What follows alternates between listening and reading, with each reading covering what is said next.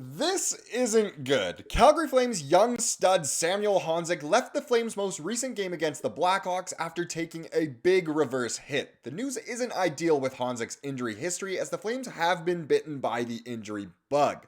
Plus, where do the Flames lie in the NHL's first edition of their power rankings? We're going to get into all that and more in this video, but first I want to welcome you to Flames Digest. I'm Mark Griffith. If you're new around here and you love the Flames, make sure you subscribe so you can stay up to date on all the latest news, updates, reports, and rumors revolving around your Calgary Flames. We would love to welcome you to the Flames Digest family. Your guys' support lately has been crazy. I love each and every single one of you. But prayers up for Sammy Honzek, as we do have an injury update to report on for him, and it just isn't exactly ideal. I mean, no injury is, but a man like Honzek, who has been through quite a few injuries already at just the young age of 19, it's not great to see once again another injury, but I don't think too many people were shocked after seeing that hit by Connor Murphy of the Blackhawks. Well, it was more of a reverse hit. Honzek went in for the hit, and Murphy just blew him up. If you haven't seen it, it's a crazy highlight to watch.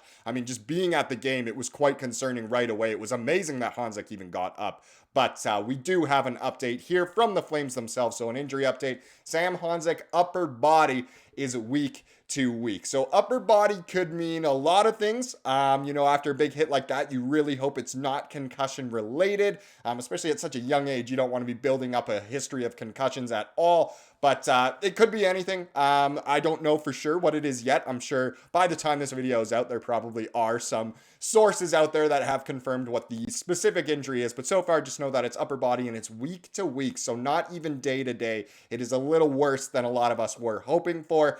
So expect him to be out of the lineup for quite a while, as honestly, he probably won't see some NHL action for quite a while after the injury. I would assume he would go to the AHL. But this injury history continues for Honzek. This is from an article. I can't quite remember where it was from. I think NHL Rumours or something like that. But either way, it hasn't been great for Honzek in the last year in terms of injuries, and this continues to be a trend in his early career. Last season, he suffered an abdomen injury in the preseason opener against the Oilers, which derailed his training camp and season with the Vancouver Giants. We know it was a rough go for Honzo last year, and it's just so unfortunate that after he had such a good preseason, such a good training camp, made the team handily, that already just 4 games in, he has once again gotten injured. Just tough luck for the kid, and we, of course, hope and wish the best for him, and we will support him in his journey to getting back to NHL action. Just really, really unfortunate, but no surprise after that big hit. This time around, it's quite clear he was injured on this reverse hit on Connor Murphy Tuesday night. I can't, for copyright reasons, show you that, but if you haven't seen it, feel free to go take a look, or if you were watching the game, you know exactly what hit we are referring to here.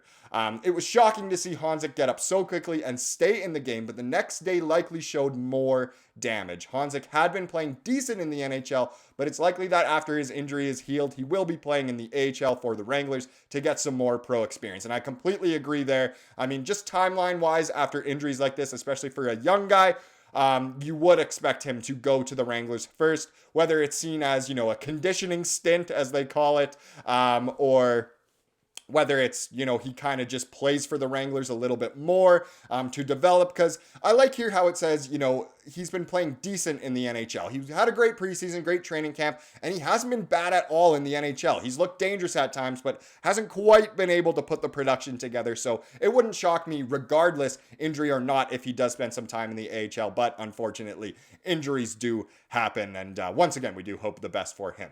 In better news, the Flames look to be filling out his top line role with Matt Coronado after his 2-goal performance. Despite the injury creating the space, this is a great opportunity for Coronado to showcase his skills. So if we take a look at what the lines were looking like today, so this comes from Derek Wills, of course, of the Fan 960, and he says Flames lines and pairings at practice. So Kuzmenko, Kadri, and Coronado, there you go, filling in on that top line. And again, this is probably up until Sharangovich is healthy, so who knows how long that could be. But again, great opportunity for Coronado. He looked amazing Tuesday against the Blackhawks. Not only did he score 2 goals, but his forechecking, his strength looked so good. Very proud of the kid there. Second line of Huberdeau, Pospisil, Mantha, nothing changed there. Zary, Backlund, and Coleman as the third, nothing changed there either. And then on the fourth line, it goes back to, well, actually, I don't know if they've played together as a threesome so far, but Lomberg, Kirkland, and Klapka. So Klapka coming back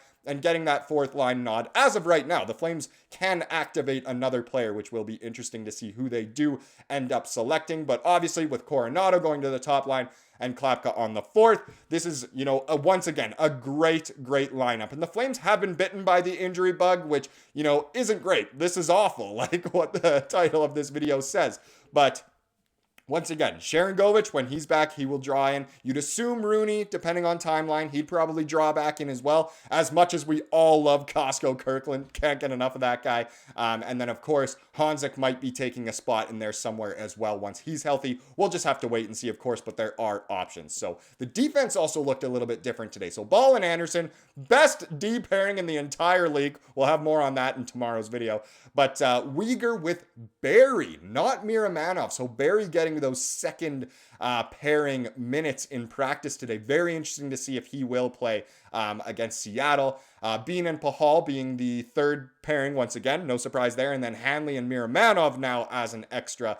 Very interesting. It'll be interesting to see how Barry plays with Weegar. Both kind of offensive-minded guys. Obviously, Weegar's a little bit better defensively, but interesting, to say the least. And then Vladar and Wolf, of course, as the tendies. And one last note while we are talking about kind of this injury update. With Honzek injured upper body week to week, it was an easy decision to promote Coronado to the line Honzek played on. Klapka also deserves to draw back in.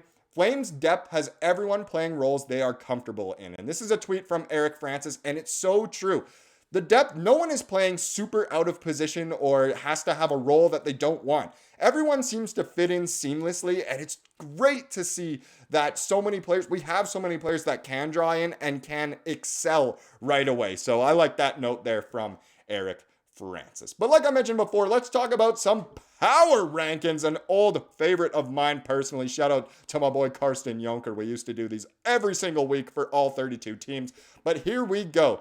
This is from the NHL themselves, so from NHL.com. So they do the Super 16, so the top 16 every week. And already the Flames among major surprises in power rankings to start season. So already we know we're in the top half of the league. We're in the Super 16. So Utah, the Wild, and the Senators also get in preseason picks. Avalanche, Predators on outside. So crazy so far that certain teams are doing pretty bad. Teams like the Avalanche, of course, Edmonton, the Predators after all those acquisitions, interesting. But the Flames already, that's who we care about. They are in that top half of the league. Yes, it's early in the regular season, but it's never too early to start weekly power rankings. And here you have the first Super 16 of the 2024-25 regular season with some major surprises. The Calgary Flames, who did not even receive one ranking point in the preseason Super 16, are number 7 because of their 4-game winning streak to start this season. Their Alberta rivals, the Edmonton Oilers, who were number 2 in the preseason Super 16, are number 16, even though they only have 1 win. That's a little surprising. Because of a late comeback and overtime winner from Draisaitl on Tuesday, giving them their first win in 4 games. 1-3 could never be us. We would never stoop that low. So here we go. Here's where it actually talks about the Flames. So the Flames, they're 7th, 4-0-0. As you can see, their total points they received in the voting system got 144, and they had 0 going into the year. So Calgary was not projected to challenge for a spot in the playoffs and seems to have taken that personally to start the season. The Flames are off to a 4-0-0 start for only the 3rd time in franchise history and first since 2009-10. Huberdeau is leading the way offensively with 6 points, 3 goals and 3 assists in his first 4 games. The forward's production has dropped since he was traded to Calgary by Florida back in 2022, but he is off to a strong start this season. Thank goodness he is. Goalies Dustin Wolf and Dan Vladar are also playing well in place of Markstrom, who was traded to the Devils on June 19th. Whether the Flames can maintain their current level remains to be seen, but they are one of the league's biggest surprises early on. And we will ride on that. Welcome people to the bandwagon as well. We love it when everyone are Flames fans. That comes from Derek Van Dice, a staff writer at the NHL. So great to see that the Flames are already cracking the top 10. Let's hope this continues. Ride that wave, and we'll see if we're even higher next week. We'll keep our tabs on that.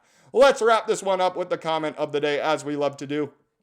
And I thought this was an interesting comment here, a good one to highlight for this video. And it comes from DJ Dinnerplate. Wonderful name there. He says, I'm not surprised Wolf is having the success he's having. If he was 6'5", he would have been a first rounder. Oh, woo! And that's so true. Wolfie is playing so good, finally playing like how we assumed he would after he's been so dominant in the AHL. And it's true. If he was a lot bigger, he for sure would have been a first rounder, and he'd be having, the Jeremy Swayman, Jake Ottinger contracts that have been dished out recently, but we're kind of thankful we're not paying our goalie that much, at least not yet. But either way, so impressed with Wolf. Thank you so much for commenting that. Thank you for watching this video. Please subscribe if you like what you saw here today, and have a wonderful rest of your day.